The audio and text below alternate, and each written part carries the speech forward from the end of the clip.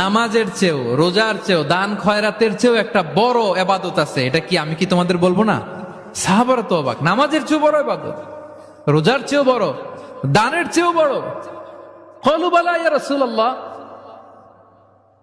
সাহাবারা বললেন অবশ্যই হে নবী, হ্যাঁ আপনি বলেন সেটা কি? বিষ্ণু সাল্লাল্লাহু আলাইহি ওয়াসাল্লাম বললেন ইসলাহু যাতিল বাইন, বিবাদমান দুই গ্রুপকে মাঝখান দিয়ে যে মিলিয়ে দেয়া।